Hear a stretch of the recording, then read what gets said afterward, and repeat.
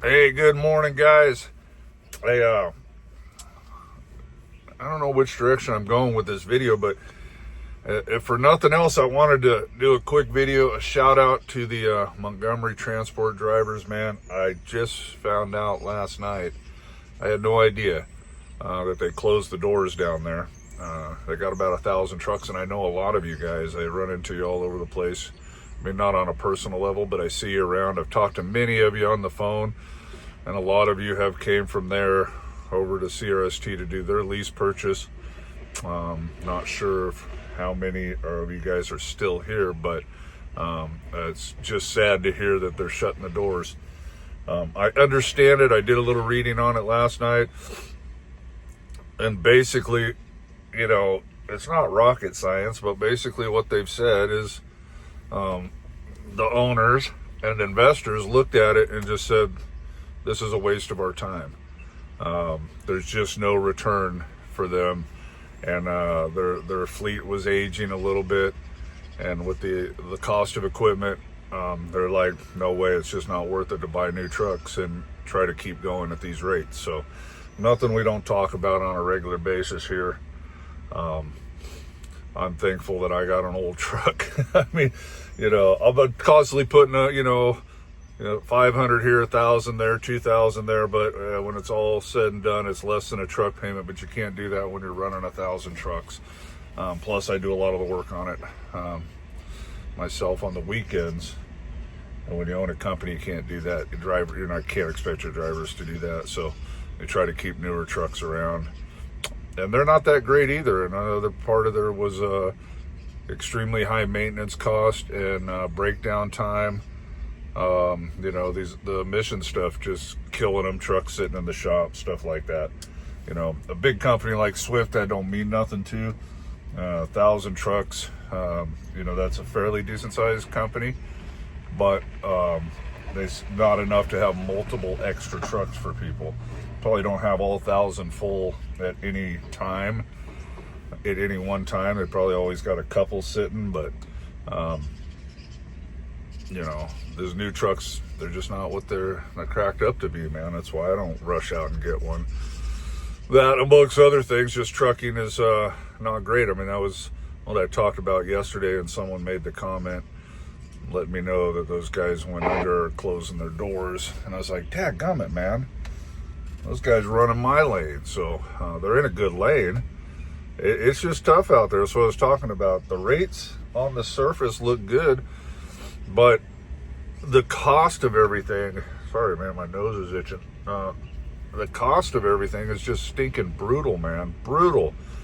I mean, they just, every time you turn, it's, being stuck in you and broke off.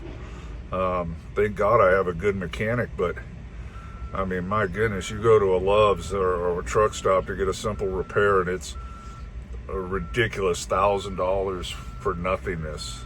Hopefully the phone don't fall. They're finally starting to unload me.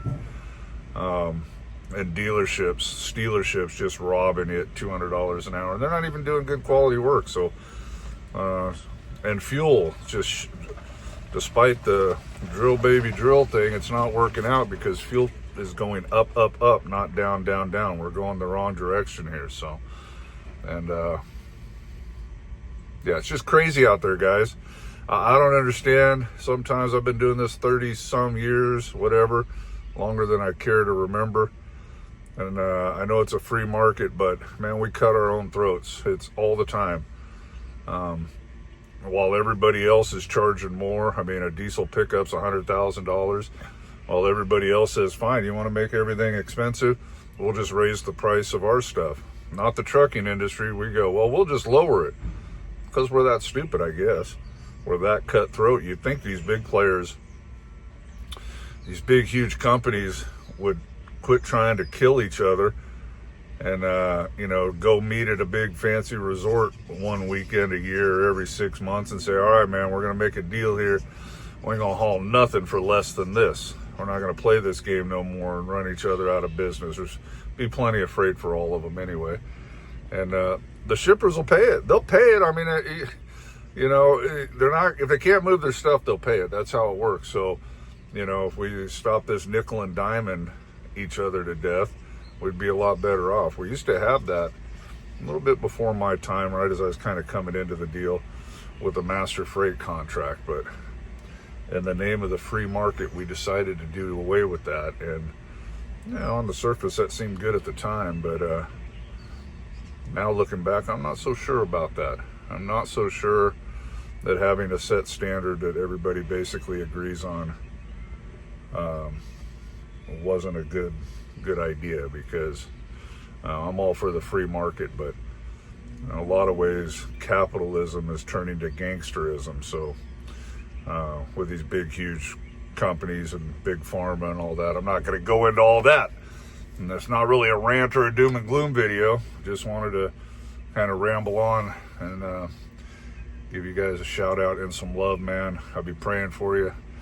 I know it's a terrible thing to one day not have a job, and you're trying to make ends meet, and you're behind the 8 ball as it is, and you got a family to take care of, and no fault of your own, the company just couldn't make it. You guys that are out there gainfully employed in the trucking industry, man, try to lose the mindset of, oh, they're sticking it to me and they owe me more. Because I'll tell you what, man, I guarantee you there's a lot of you out there right now that are collecting a check where your bosses are not. CRST and these big companies are no exception. They're not making money. They're not making money right now. They're running it at 101 to 103%, meaning, for every $100 they make, it costs them 103. Or to put that in perspective, for every $100 they spend, they get $97 return on their money. So they're losing money. And they'll weather that storm as long as they can. They have some reserves, but those reserves only last so long, right? I mean, think about it. How long would you show up if you worked all week and you got a bill at the end of the week? That's basically what that is. So you work your 40 hours or whatever it is you do, and instead of getting $1,000, they give you a bill for $300. Would you keep showing up? How long could you do that? And that's what these owners are going through right now. I mean, I'm maintaining, I'm keeping my head above water, we're treading water.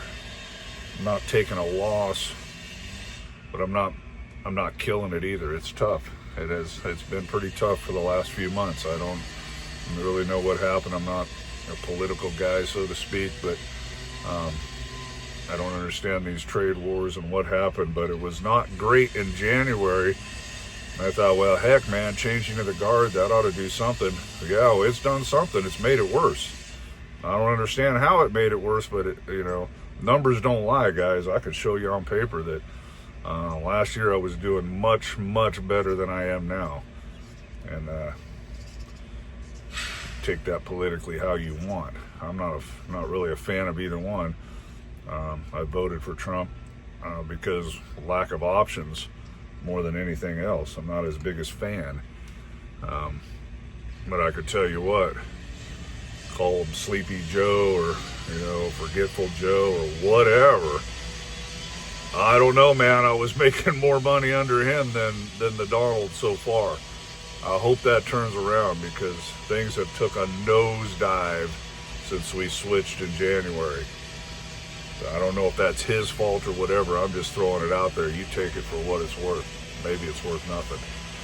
I got no answers here. Just wanted to give the Montgomery drivers love. Be praying for you. And I hope everything works out, man. God bless you guys. Bye now.